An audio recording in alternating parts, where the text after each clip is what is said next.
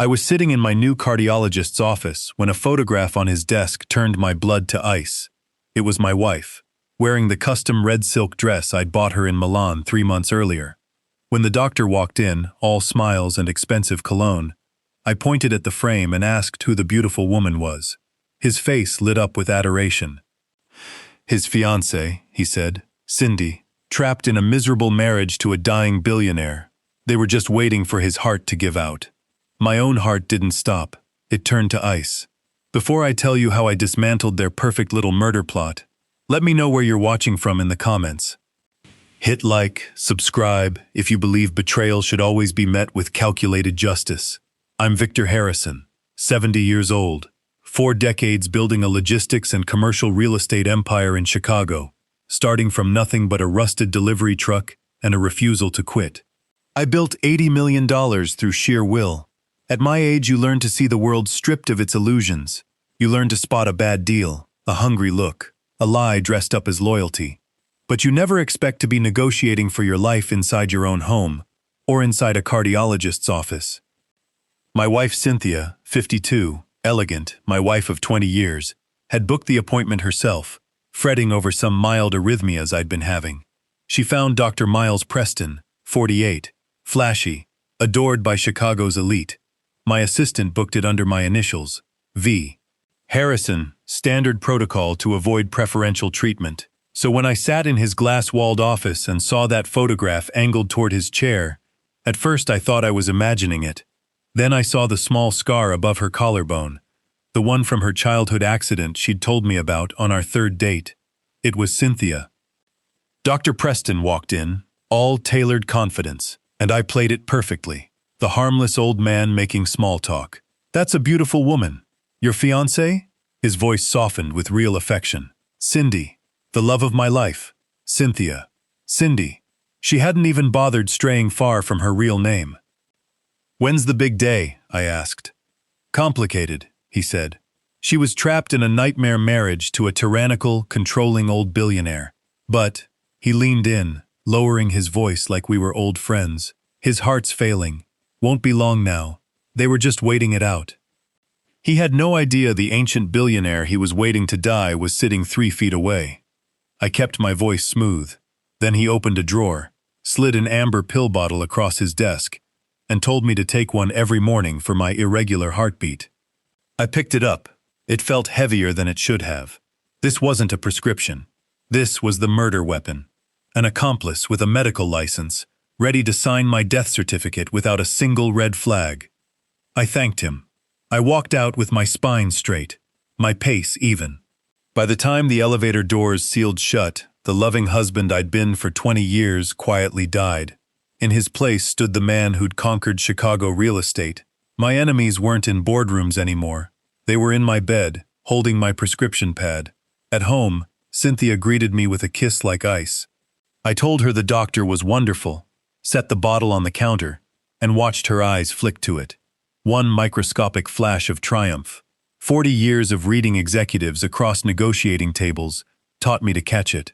I tested her. I mentioned the red Milan dress, asked her to wear it to dinner.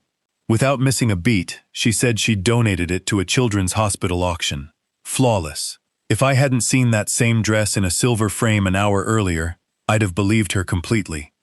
I took the first pill in front of her. I had to. Hesitation would spook a cornered predator faster than compliance would satisfy one. 20 minutes later, it hit like a freight train, crushing pressure in my chest, my left arm dead numb, the room spinning into gray. This wasn't a placebo reaction. This was designed to mimic a natural heart attack, leaving nothing behind for a toxicology screen to find.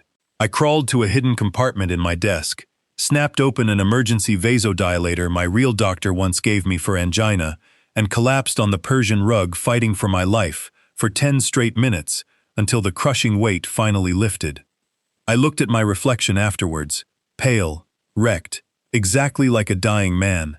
Exactly what they wanted. I dumped the toxic pills into a secure evidence bag, refilled the bottle with ordinary vitamins identical in shape and color, and decided I would let her watch me swallow poison every single morning. I would let her count the pills going down. I would let her believe her victory was inching closer. while I quietly took hers apart. For days I performed decline. Trembling hands, slumped shoulders, a labored voice.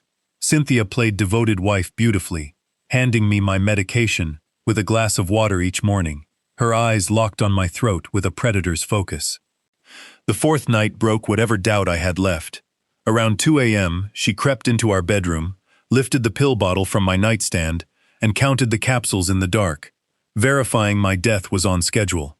Then she leaned over my supposedly sleeping body and whispered, "Not much longer now, you stubborn old fool. Just let go. You owe me this." No love in her voice. No guilt. Just cold, patient hunger. That's when the last shred of doubt in me died. I was no longer a husband with a failing marriage. I was a man sharing oxygen with his executioner. The next morning I played sicker than ever, cleared my schedule, and drove 90 minutes to an independent toxicology lab across the Indiana line, paying cash under a fake name. 3 tense hours later, the head toxicologist delivered the truth in a windowless office. The capsules contained a synthetic compound engineered to spike blood pressure and force a fatal heart attack within 2 to 3 weeks, then metabolize completely, leaving zero trace for any autopsy. The perfect, untraceable murder weapon. If I'd kept taking that pill, I'd have been dead before the month was out. I drove home gripping the wheel, done with defense. It was time to build a trap. That night, alone in my study, I opened the hidden surveillance feed my security team had installed years earlier. I expected to hear Cynthia gloating to Dr. Preston. Instead, I heard the front door slam and frantic, unfamiliar footsteps. It was my son, Derek, 30 years old, my chief operating officer, the boy I'd raised to inherit everything. "How much longer, Cynthia?" he begged, voice cracking. "The crypto guys are threatening to break my legs. You said the doctor's pills would work fast." My own son, relying on my death to bail out his gambling debts. "Patience," Cynthia hissed. "If he dies too fast, there's an autopsy. We get 80 million in a month. Just hold off your thugs." I sat frozen, the roar in my ears drowning everything else. This betrayal cut deeper than hers ever could. I'd held him the day he was born, taught him to ride a bike, trusted him with my company. And he was cheering for my heart to stop so he could cover a debt to men who threatened to break his legs. The grief lasted 10 minutes. Then it hardened into something colder. If Derek was drowning in debt to violent creditors, he wasn't just plotting my murder. He was bleeding my company to survive. I spent that night digitally breaking into our own corporate ledgers, using access levels I'd built into the system decades before Derek ever touched a keyboard. Within hours I found it. 12 fake shell companies, fraudulent invoices, ghost contracts kept just under audit thresholds. Nearly $4 million quietly funneled out over 6 months to keep violent men at bay while he waited for poison to do the rest. I downloaded everything onto an encrypted drive. Prison for fraud wasn't enough anymore. He'd conspired to watch me die. I needed him, and Cynthia, to believe they were winning, right up until the walls came down around them. The next morning I summoned my attorney, Mitchell Crawford, and staged a scene for the hidden microphones. A dying man, tearing up his old trust, and demanding a new will, splitting everything, 50-50, between Cynthia and Derek, unrestricted. Mitchell thought I'd lost my mind. I let him think it. I left the printed draft sitting on my desk and watched, through a hidden camera, as Cynthia crept in 20 minutes later, photographed every page with trembling excitement, and slipped out to spread the good news. That night I intercepted a call I never expected. Not to Derek, not to Miles, to a man named Gregory, a ruthless asset recovery attorney. "The old fool rewrote the will," Cynthia told him. 50-50, full voting rights. "Excellent," Gregory said. "Makes the next move easier. How long until his heart gives out?" 2-3 weeks. But I want it all. I won't split a dime with Derek. I sat in the dark and listened to my wife plan a triple cross beyond anything I'd imagined. She'd secretly hired a forensic accountant to document Derek's embezzlement months ago, letting him panic, letting him build his own gallows. The moment I died, she'd anonymously trigger a federal audit, watch him indicted for fraud, and absorb his share of the estate when he forfeited it in a plea deal. And Miles, her spineless idiot lover, as she called him. She'd kept his handwritten prescriptions, his encrypted texts describing the poison. Even a recording of him admitting it would leave no trace. The instant I was buried, she'd play the grieving widow, hand it all to the DA, and watch him convicted of manslaughter. Derek in a federal cell, Miles in a maximum security cage, Cynthia walking away with 100% of $80 million and her freedom. I sat in the darkness and understood I wasn't fighting two greedy opportunists. I was cohabiting with a monster. By morning, I'd contacted the district attorney and the Federal Financial Crimes Division myself.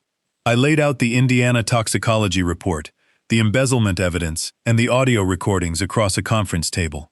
Within 2 hours, we had an airtight case: attempted murder, corporate fraud, medical conspiracy. My only condition? The arrests would happen on my terms, in my home. I announced a grand anniversary dinner, 20 years of marriage, and my retirement announcement. I told Derek he was forgiven, that I'd finally seen his brilliance, and that I'd be signing over full control that night. Relief flooded his pathetic face. I called Dr. Preston myself and invited him as my guest of honor, insisting on toasting the doctor working so tirelessly on my heart. Cynthia went rigid by the kitchen island. The last thing a killer wants is her victims and accomplices gathered in one bright room. But Miles's ego was too large to refuse. The night of the dinner, a storm battered the windows of the penthouse. I walked in without my cane for the first time in weeks. Cynthia's confusion flickered and vanished behind her hostess' smile. Derek arrived pale and shaking, certain his creditor's deadline would be solved tonight. Miles arrived arrogant, carrying wine, gazing at Cynthia with a devotion that made my blood run cold. We sat, Cynthia at my right, Derek at my left, Miles across from me. I ate with an appetite that unsettled them all. I toasted family, health, loyalty. I spoke idly about reckless young executives drowning in debt they couldn't manage. Derek dropped his spoon. I spoke to Miles about the burden of holding life and death in one's hands, about doctors who betray sacred oaths for poisonous relationships. His smirk faltered. Cynthia tried desperately to steer us back to lighter conversation, asking when I'd make my announcement. I told her, "Tonight, everything changes." When the plates were cleared and the doors shut, I stood, without struggle, without the cane, at my full height. The dying old man vanished in an instant. I picked up a manila folder and dropped it on Dr. Preston's plate. "You're a brilliant cardiologist," I told him quietly, "but a terrible hitman." His arrogance shattered on contact. I laid out the toxicology results, the synthetic compound, the exact chemistry of what he'd fed me, and then told him what Cynthia had actually planned for him. Every recorded prescription, every text, saved and ready to hand to the DA the moment I died, all so she could frame him for manslaughter and silence him forever. He turned to her, ashen, begging with his eyes for a denial she couldn't give. Then I walked to Derek and dropped a second folder on his plate. His shell companies, his fraud, laid bare in cold financial language. $4 million, I said, stolen to buy time while you waited for a poison to stop my heart. He wept, reaching for mercy he didn't deserve. I silenced him with a raised hand.